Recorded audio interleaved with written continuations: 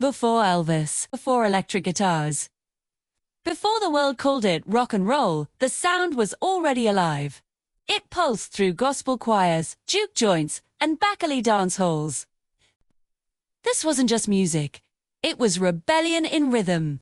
This is where it began. So, what exactly is rock and roll? Where did this earth-shaking sound come from? It's more than just a genre. It's a cultural revolution born from a collision of sounds and souls. To truly understand it, we have to go back. Way back. Before the screaming fans, the leather jackets, and the sold-out stadiums. Our story starts in the American South, a melting pot of struggle, faith, and innovation. The roots of rock and roll dig deep into the soil of African American music. Think about the spirituals and gospel songs rising from church pews. That raw emotion, that command response energy, that's a key ingredient. Singers like Sister Rosetta Tharpe, the godmother of rock and roll, were shredding on electric guitar and belting out songs in the 1930s and 40s, blurring the lines between the sacred and the secular. She wasn't just singing hymns. She was laying down a blueprint. Her performance style, her guitar skills, her sheer power, it was all there. Years before anyone had even heard of rock and roll. She was a pioneer, a trailblazer whose influence is still felt today. At the same time, you had the blues. This was the music of hardship, storytelling, and catharsis. From the acoustic Delta blues of Robert Johnson to the electrified Chicago blues of Muddy Waters, the blues gave rock its structure, its signature chord progressions, and its lyrical honesty. The stories were real, the pain was palpable, and the rhythm was undeniable. Musicians were taking the experiences of their lives and turning them into a universal language of sound.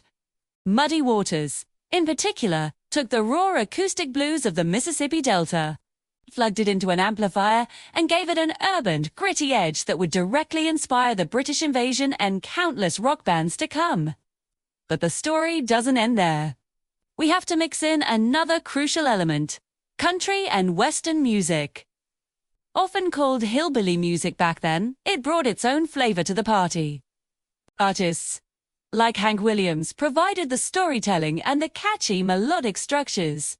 His songs were tales of heartbreak, loneliness, and good times, themes that would become central to rock and roll songwriting. Then there was Western swing, which combined country fiddle tunes with big band jazz rhythms. It was music made for dancing, full of energy and improvisation. Think of Bob Wills and his Texas Playboys. Their music was a fusion, a high-energy mix that got people moving and showed that genre boundaries were meant to be broken. So, you have this incredible musical stew simmering, the spiritual fervor of gospel, the raw emotion of the blues, and the narrative charm of country. But who is going to mix it all together? This is where the post-World War II era comes in. America was changing. Teenagers, for the first time, had their own disposable income and a budding sense of identity.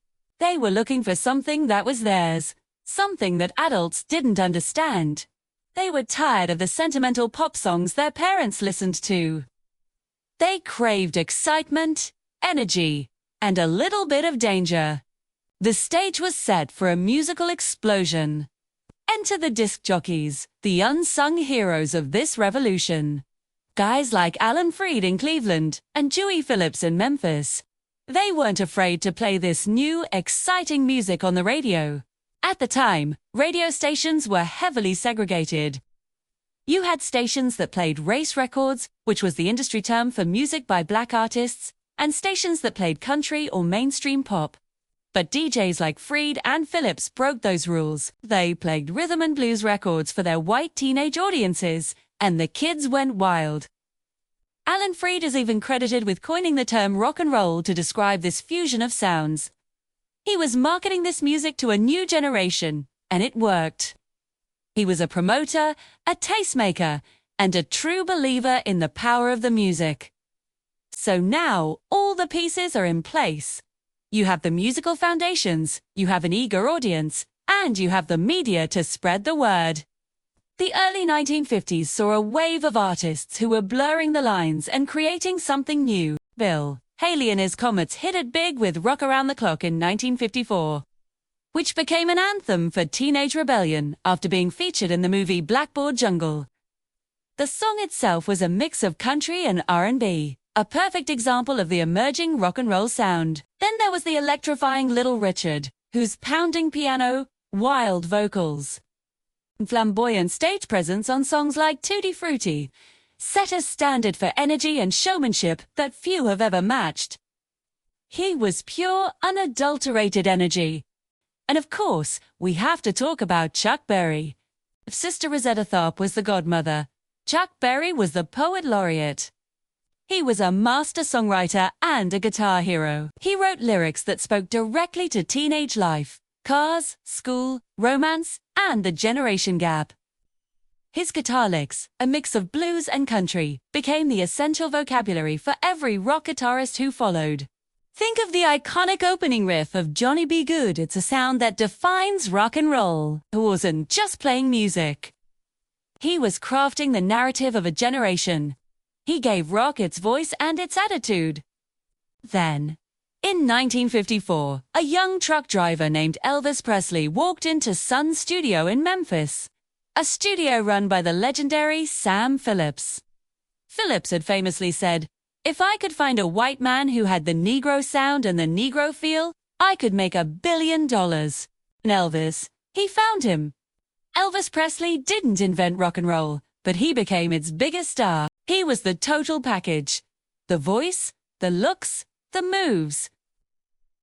When he covered Arthur Big Boy Crudup's blues song, That's All Right, he blended it with a country sensibility, and in that moment, the perfect storm was complete.